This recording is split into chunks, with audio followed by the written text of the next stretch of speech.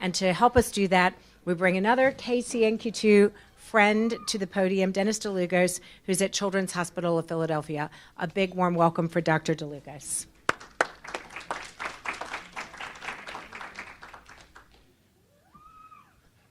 Thank you very much for the invitation to speak again, and endless thanks for all that you do, not only to care for your loved ones, but to help us try to move the field forward. And thanks to Caroline for the wonderful talk that sort of provides the background of how clinical trials work. So this has sort of become the annual update for what's happened in the last year in epilepsy clinical trials, and a ton has happened. Much of it good news, but right away I'm going to tell you officially all of the good news applies to patients 2 years and above. Birth to 2 years, nothing but challenges, but in a way that's an opportunity because forest fires bring new growth, and the extreme difficulty in studying infant epilepsy, I think, is allowing new opportunities and new thoughts about how we need to use different trial designs to study infant epilepsy. So with that as the intro, these are my disclosures. So let me remind you of a key difference between the US and Europe. To have a drug approved in the US, you must show that it's superior to something. That something is often a placebo, but it doesn't have to be a placebo. You just must show that your new treatment is superior to something. So, in theory, you could have a perfectly fine seizure medication, and you compare it to a new, better seizure medication. That's a valid design in the US, but you have to beat the standard seizure medicine, and that traditionally has been very hard, if not impossible, for new seizure medicines to do. In Europe, it's different. New treatments must show that it's not worse than an existing treatment. So the term used for that is a non-inferiority study, which is sometimes shorthanded to an equivalence study, but the technical term is non-inferior. So they have some different flexibility in Europe with non-inferiority designs, although the sample sizes tend to be large if you want to do a valid non-inferiority design. So with those rules, here's the highlights from the last year. For children's 2 to 4 years of age and older, there are new FDA approvals, there are more promising treatments with studies underway, and then there's this thing called extrapolation, which means for focal seizures, adult data can be used down to age 4 and maybe even age 2 soon to suggest that the treatments work. You still have to do some studies in children, but you don't have to do efficacy studies with placebos for focal seizures in kids age 4 and above, and maybe soon age 2 and above. But from infants to 2 years, challenges, so the openness to some novel approaches. And we also have a gene therapy treatment approved in the last year that I'm going to talk about because it provides an example of how you do a gene therapy trial. So these are the 3 FDA approvals that are relevant to this talk. The top, CBD, Epidiolex, is now indicated for the treatment of seizures associated with Lennox-Gastaut syndrome or Dravet syndrome in patients 2 years and older. So it's off-label to use it under age 2. That doesn't mean it won't be used, but the studies were done in patients 2 years and above. Stiripentol, the middle one, is indicated for treatment of seizures associated with Dravet syndrome in patients 2 years and older, again, taking clobazam. So in combination with clobazam, stiripentol is now approved in the U.S. Neither is commercially available yet, as far as I know, but that should be coming soon. And then the new kid on the block, the novel, very novel treatment, it's called Luxturna, is an adeno-associated virus vector-based gene therapy indicated for the treatment of patients with confirmed biallelic RPE65 mutation-associated retinal dystrophy. What that means is you have 2 dysfunctional copies of that RPE65 gene, hence you have vision loss. And there is now a gene therapy treatment that to some extent improves that. And at the end of the talk, we'll talk about how they did their trial and what's unique about it, but maybe what can be generalized to other people who are hopeful or thinking about gene therapy. And also, the news doesn't stop there. Fenfluramine for Dravet syndrome does not have an FDA approval yet. Their studies are still underway, but the reason I'm showing this is, first of all, see in bold print down there, it says 2 to 18 years of age, so more potential good news for patients over age 2. But if you look at the green bar, 72.4% reduction in seizures compared to placebo. That's a big difference in this one of their placebo-controlled trials. People get a little numb in the epilepsy world for, oh, another drug for seizures, and the active treatment arm reduced seizures 40%, and the placebo arm, it was down 15 or 20%. So, okay, 20%, 25% difference versus placebo. We have reams of studies with that result. But at least on this study, fenfluramine for Dravet syndrome was different. That's a big difference. And if you want to talk about small trials and you want to be successful, you need to show a big difference. So it is possible with the right compound, studying the right patients in a short-term study to show a big difference versus placebo. But 2 years and above. So a little bit more on extrapolation. So a few years ago, a group of academic epileptologists in cooperation with pharmaceutical companies began nudging the FDA to say, you know what, focal seizures biologically are the same thing in a 4-year-old or a 16-year-old or a 60-year-old. They're the same. They may look a little different. You have parents, you have school, so the psychosocial implications are different. But in terms of the anatomy, in terms of the physiology, basically a 4-year-old is like an adult when it comes to focal seizures. This is, in a way, pediatric heresy. Kids are little adults. Because pediatricians pride themselves on no. Kids are not little adults. They are different.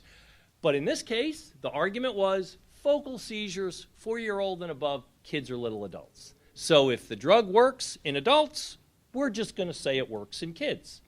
If you can tell us how to dose it, and you can tell us it's safe in kids, and you can tell us that it's well tolerated. So this has really changed the landscape of drug approvals for focal epilepsy in kids 4 years and above. And without doing pediatric efficacy studies, without putting kids 4 to 16 years of age through placebos or through a control group, lacosamide, esclarcarbazepine, and brivaracetam are now FDA approved down to age 4 years for focal seizures. Not everybody thinks that's a great idea. There is a debate that's emerged, but it is the law of the land now by the FDA. And I believe the same is true in Europe. So in terms of bringing medications to children with focal seizures, that's big news down to age 4. And can we go lower? Well, if a 4-year-old focal seizure is the same as an adult, why not a 2-year-old? Okay, so now this is the next wave of extrapolation, is can we take the same adult data and say, 2-year-old? Okay, so the arguments are, this is, you see a series of neurotransmitters there, GABA, AMPA, NMDA, and here, there's all kinds of differences, birth, 3 months, 9 months, but by age 2, over on the right side of the screen, our brain neurotransmitters kind of do the same thing that they do for the rest of our lives. And even brain weight is almost as big as an adult at age 2. I think a typical 2-year-old brain, it's 80% of the size of an adult brain. So they're taking the same argument, biologically, a 2-year-old, when it comes to having a focal seizure, is not that different from an adult. So maybe we can extrapolate down to age 2. This is not the law of the land yet, but this is actively under consideration. From a EEG point of view, you have 2 EEG samples there. The 2-year-old is at the top and the 16-year-old is at the bottom. If you have a relaxed 2-year-old having an EEG, the key is relaxed. If you have a relaxed 2-year-old with EEG wires on their head, their brain waves, in fact, don't look too different from a relaxed 16-year-old. There's some differences in the frequency of the activity, but a 2-year-old EEG, again, assuming the child's relaxed, kind of looks a lot like a grown-up EEG. So the suggestion, not the law of the land, but the suggestion is that AEDs, anti-epileptic drugs, that are shown to be effective in adults with focal seizures should be considered effective in children 2 years old and up with focal epilepsy. But still need to do safety data, still need to find a dose. So you do have to do some studies. They're called PK or pharmacokinetic studies to figure out how you dose the medicine in a 2-year-old or a 4-year-old, but you don't have to do another efficacy study. So we'll see what happens with that. So nothing but good news, potentially 2 years and above. All right, so what about patients under age 2? Well, there is some news. It came out with a whimper. Boy, a whimper. So pregabalin, also called Lyrica, you see it advertised on television and in magazines because it works for pain. It works for a number of other conditions, but pregabalin is an epilepsy drug. They have, as of May of 2018, a positive study when used for focal seizures in patients 1 month to 4 years of age. This, only reason I know about this is it was discussed at an Epilepsy Foundation meeting. I said, that's interesting. I didn't know that. If you Google it, you will find a few references to it in the financial news. Yahoo Business has the most comprehensive discussion of this study in the public domain. Presumably, the data is going to be presented at AES in December, but we'll talk in a minute about why the sponsor of this study is kind of keeping it on the down low, if you will. They're not trumpeting this study. It's a positive study, but there are some reasons why. There are a number of other infant focal epilepsy studies that are supposed to be happening, but they're not. The one study that is happening is, to say the least, struggling with recruitment, enrollment, inclusion criteria, screen failures where you think the patient's eligible but they're not. So there are nothing but trouble for the one study of infant focal seizures that is trying to be done. So 1998 versus 2018. 1998, gabapentin, also called Neurontin, did a study like a lot of 4 or 5 seizure drugs did in the late 90s and early 2000s. They did placebo-controlled studies using video EEG as the outcome in infants, 1 month to 4 years of age. So see on the left the way the gabapentin study 20 years ago was structured. It was a video EEG. They tested 1 dose versus placebo. The double-blind treatment duration, so how long were those infants and little kids subjected to placebo? 5 days. So very quick. Get in, get out with a very short placebo phase. They went to 7 countries to do the study, had 88 sites. It took them 4 months to enroll. And 71% of the patients were less than 2 years of age. So as far as a smooth, logistically straightforward study to enroll, that's a dream. 4 months, your enrollment's done with a 5-day double-blind phase. That's an efficient trial. All right, fast forward 20 years. Pregabalin, same sponsor, same pharmaceutical company. The study started in 2014. The FDA said you need to test 2 doses, not 1, because we want to explore the full dosing range, or at least a fuller dosing range. The double-blind treatment duration was doubled. It was now 14 days with a 1-week taper, so 3 weeks exposure to placebo. And these are kids 1 month to 4 years of age. They went to 1,700 sites in 29 countries to get 175 subjects, and it took 42 months. The study completed, and the study is positive, but it was an enormous logistical challenge. And then, after all of this, the bottom part on red there, only 35% of the patients were less than 2 years of age. So this group that is in the greatest need of new study designs, okay, a pharmaceutical company with a ton of effort over 4 years in 29 countries was able to get 1/3 of the patients less than 2. So good news that the study was done,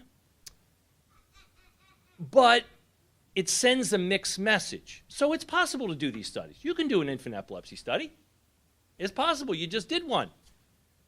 But if it's going to take 4 years, 29 countries, looking at 1,700 sites, how many sponsors are going to do that study? Not many. So part of the reason why this, I think, I don't know this is just my putting the dots together, why this is like a whimper, no one knows about, other than Yahoo Business, no one knows about this, is because it sends a mixed message. Oh, we can do infant studies, but they're like impossible. So what do we do? All right, so why the difference? What changed over 20 years? 4 months. Gabapentin was able to enroll a video EEG, placebo-controlled study, and 20 years later it takes 4 years in 29 countries. What changed? Well, we have more drugs available. So now, to consider a patient for a placebo-controlled trial, you're probably going to try 3, 4, 5, 6 drugs that are available, not with high-quality data, but they're available. We know they're safe. You're not getting a placebo. So the patients who end up in these trials have super refractory epilepsy that's often mixed. It's a mix of focal seizures and generalized seizures, and I don't know what kind of seizure that is. So these are extra challenging patients. Sites and families are appropriately concerned about placebo exposures. We now think, I think a lot more than we did 20 years ago, that frequent seizures in the developing brain are not a good thing. They have not only short-term, but maybe long-term consequences. Well, if frequent seizures in the developing brain have short and long-term consequences, why am I signing up for a 3-week placebo phase when, potentially a 3-week placebo phase, when my child's probably having at least 4, 5, 10 seizures a month? So it doesn't fit. Sites won't do the studies. The sites that do, families won't enroll. We now have a better understanding of what causes seizures, etiologies, stroke, genetics, trauma, infection. So these one-size-fits-all, it doesn't matter what the cause of your seizures are in infancy when we know they're very diverse, is sounding a little doesn't sound so biologically sound. Maybe we should be thinking about doing studies with specific etiologies. So, because of these challenges, we need novel study designs for KCNQ2 and for other infant epilepsies. And I said, forest fires bring new growth. It's a huge challenge what to do with infant epilepsy studies. So it allows for creative thoughts and maybe study designs that were considered, no, we wouldn't do that. That's not high quality enough. Maybe it's actually better than doing no studies at all, or making studies so onerous and so expensive that no one will do them. All right, so some new designs that are on the horizon. You heard a bit about a crossover trial. This is not a new design. It's been around for a long time. So I'll walk you through the crossover trial. So you have the disease of interest. Let's say it's focal seizures due to KCNQ2, a KCNQ2 mutation. So you are randomized, or roll of the dice, to you get the study drug. Or you don't get the study drug, you get the control, but then, no matter what arm you're in, after a washout period, you then flip and you get whatever side you didn't get the first time. So everybody starts here, half of them get the treatment first, then the control. The other half get the control first and then the treatment. The big advantage of this is, for the right subjects, for the right disease of interest, you can use a very small sample size and show a very robust effect.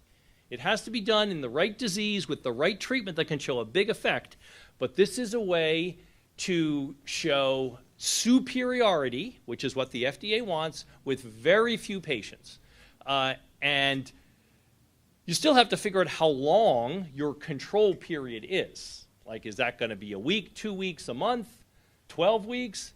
Then you have to figure out how long the washout period is when everybody's just sort of just clear in the air from their first treatment arm, and then you do it all again. So it's a very efficient design.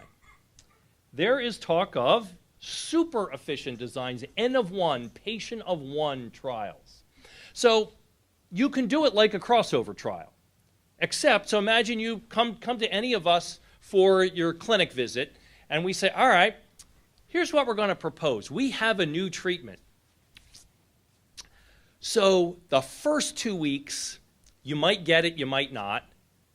Then we'll take a break for 2 weeks. Then down the road a little bit, you'll get whatever you didn't get the first time, just like the crossover trial. And I won't know. My buddy down the hall will know what the treatment is. My buddy down the hall will be reading your EEG. And then we'll regroup at the end of 6 weeks and we'll see what we learned. So it's sort of clinical care, but done with randomization and blinding. And if it works for your child, great.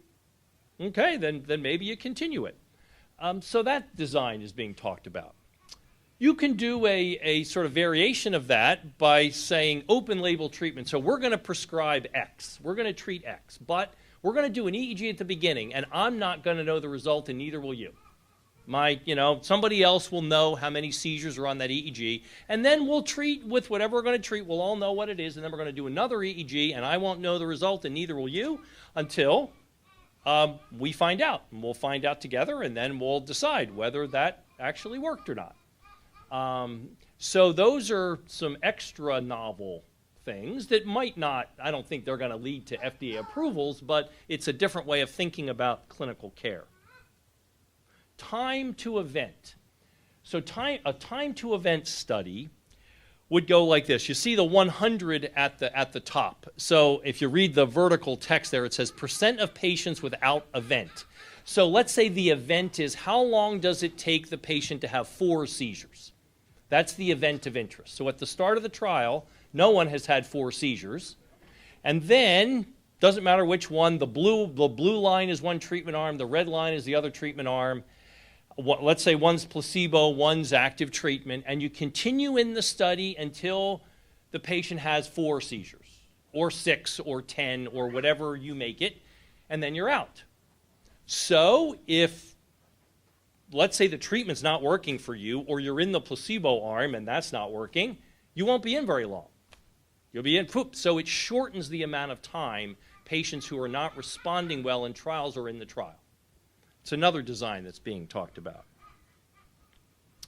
Video EEGs or seizure diaries. What to do? Well, video EEGs are great if patient has very frequent seizures and they are very clear seizures on EEG. Many infant seizures are some of the most straightforward seizures anybody would ever read on EEG.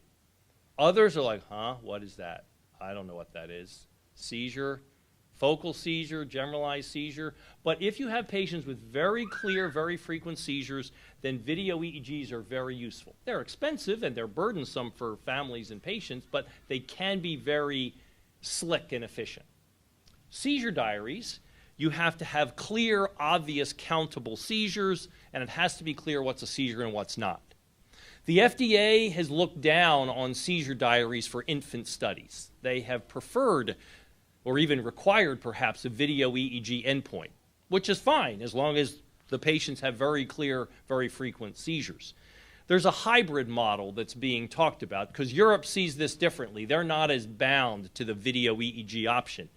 Maybe a hybrid. Maybe there's an initial video EEG done to get everybody on the same page about what's a seizure and what's not, and then, informed by the video EEG, a seizure diary is created, and family caregivers go and count seizures, just having been reminded by the video EEG of what's a seizure and what's not. So that's another option that's being talked about.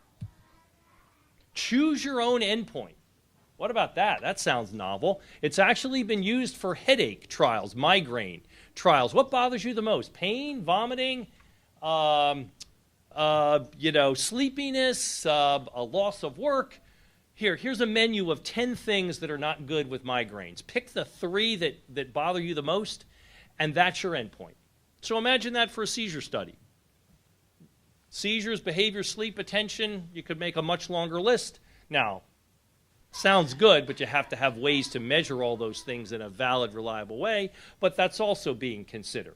So these are very outside-the-box thinking for infant seizure trials. All right, so let me just end with this gene therapy design, because it's applicable in a way and it's not in a way. So these were older patients who had vision loss. So 31 patients were randomized. 21 of them received gene therapy. And the way the gene therapy was given was an injection was made into the eye, into the retina, and the gene, a new copy of the gene in this viral vector was injected into the retina. And then that gene did its work and made the protein that was missing or not functioning well. And then 7, 8 days later, they did the other eye. So now both retinas have a new protein being made. All right? So 21 of the patients get that. 10 of the patients don't. 1 dropped out in the control arm, so there's only 9, even though there were supposed to be 10. And then they waited 1 year. 1 year.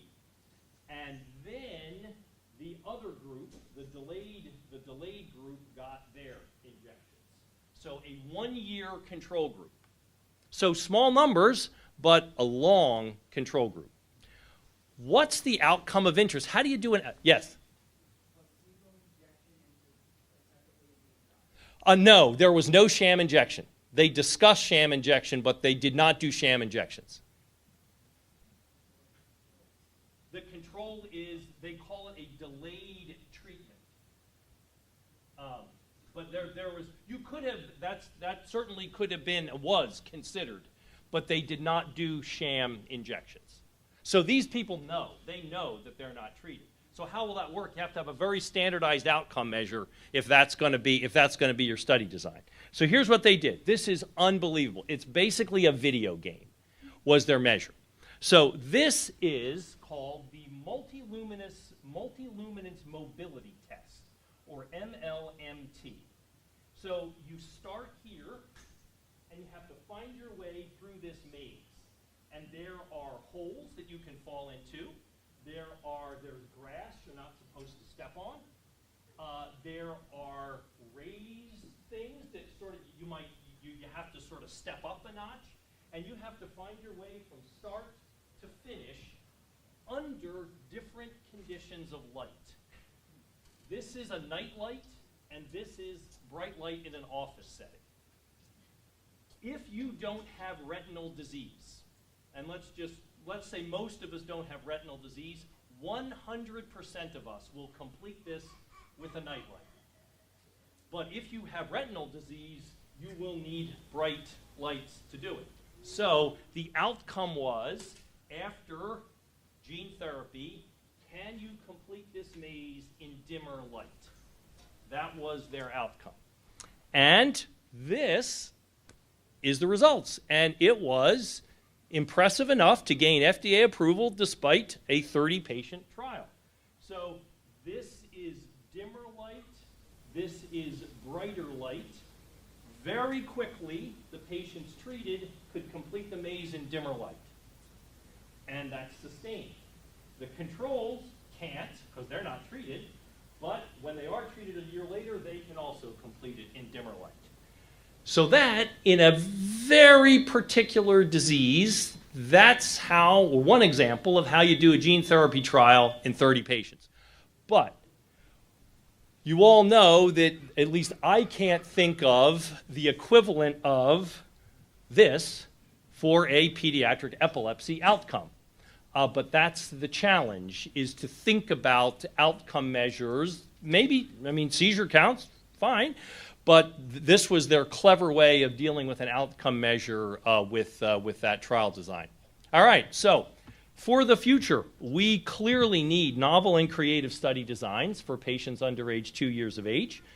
Every trial, positive or negative, will help your efforts and other patients who need better treatments. As Caroline said, stakeholders like you have input into these trial designs. That's basically required, including things like how long of a placebo arm is acceptable, how many study visits, doing how many things is acceptable, and what outcome measures beyond counting seizures are going to work. Control groups still matter. Whether it's a crossover or some other design, but a purely open label trial without some control group is going to be tough sledding in any, whether it's FDA, EMA, or anywhere. So it's a very exciting time, and I hope that in future meetings, some of these novel creative thoughts that are being discussed, the trials will actually start to happen, and then patients will benefit. So thanks very much. Anybody have any questions? Is CHOP doing anything? Isn't it coming up with this KCNQ2 research? Well, we right now, as far as we certainly test patients early.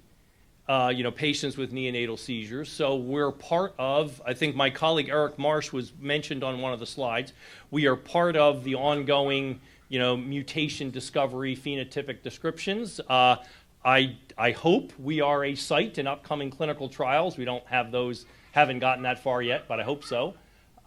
So yeah, I hope we'll be as involved as anyone in this.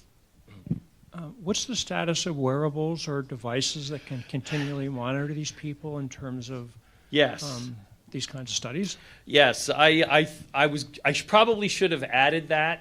So wearables. So can we do better than being trapped with a full set of EEG electrodes on your head or keeping a diary? What about a watch that will, some wearable device that will accurately count seizures?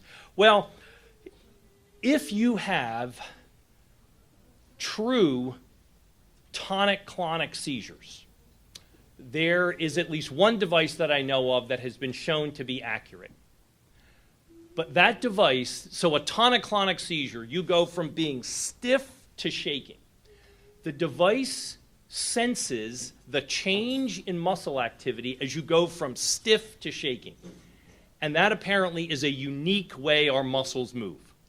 The problem with wearables is false positives.